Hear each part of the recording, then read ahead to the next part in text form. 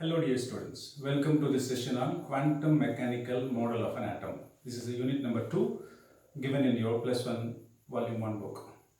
Now in this class let us learn Bohr's model of atom. We have learned already in lower classes regarding Dalton's model of atom, say Thomson's model of atom, etc. In continuation with that, we have Bohr's model of atom, which gives a reasonably some kind of approach, which we can discuss it right now. See, in the case of Bohr model of atom, four postulates are there, or four assumptions are there. Postulate number 1 says that the energies of the electron are quantized. They use one word called quantized. So the energies of the electron are quantized. Quanta, by which we mean these are say some specific packets of energy. So whenever say energy is released or absorbed, it is always in the form of some say sufficient packets of energy, they say, which we call it as quanta. So the first postulate is the energies of the electron are quantized.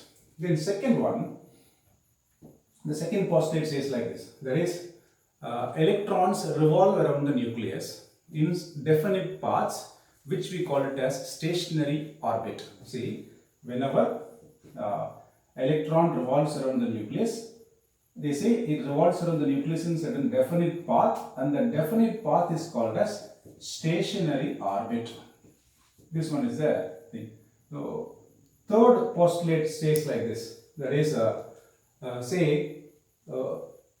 electrons revolve around the nucleus in those orbits in which the angular momentum of the electron is an integral multiple of h by 2 pi. That is, let me repeat once again, electrons revolve around the nucleus in those orbits only when the angular momentum of the electron is an integral multiple of h by 2 pi. That is, given one formula, say mvr is equal to nh by 2 pi, where mvr is the angular momentum of the electron, which this condition should be satisfied by the electron if it has to revolve around the nucleus.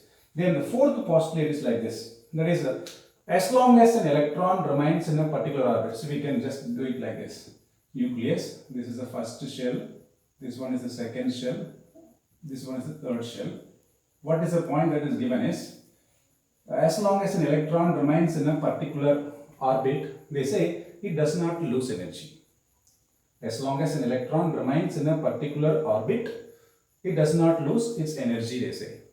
But when an electron, say, moves from a higher energy orbit to a lower energy orbit, let us describe the higher energy orbit as E2. So this is higher energy orbit, and E1 is equal to lower energy orbit.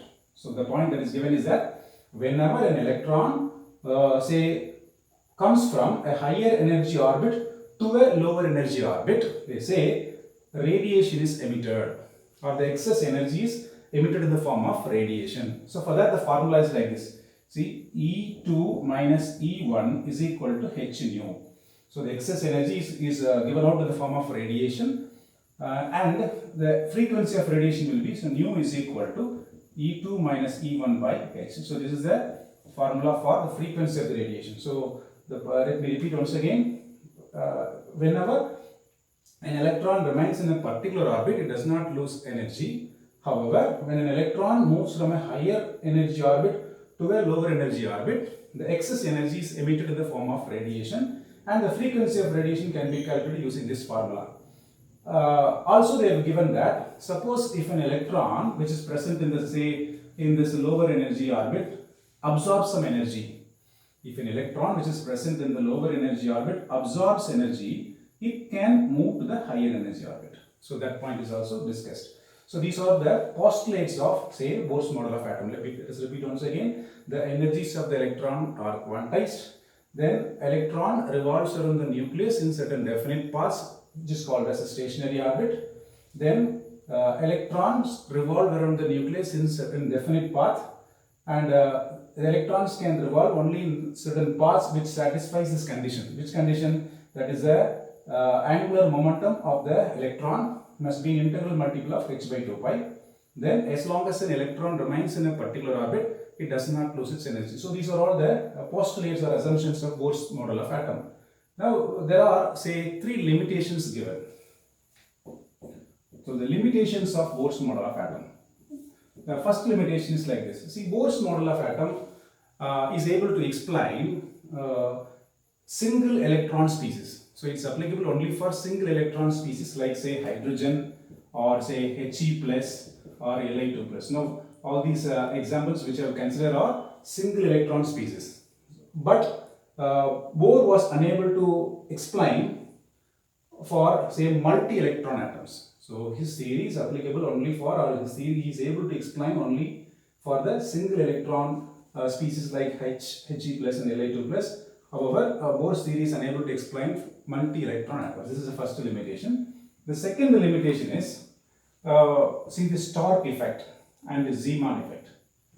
So the splitting up of spectral lines in the presence of, say, electric field is called as a Stark effect, and the splitting up of spectral lines in the presence of magnetic field is called as a Zeeman effect. So these two effects are not properly explained by Bohr. So we can say Bohr was not able to explain Stark effect and Zeeman effect. Then third limitation is, see, we have discussed in the one postulate, this condition I mentioned, that is electrons revolve around the nucleus only in those orbits in which the angular momentum of an electron is an integral multiple of h by 2 pi I mentioned.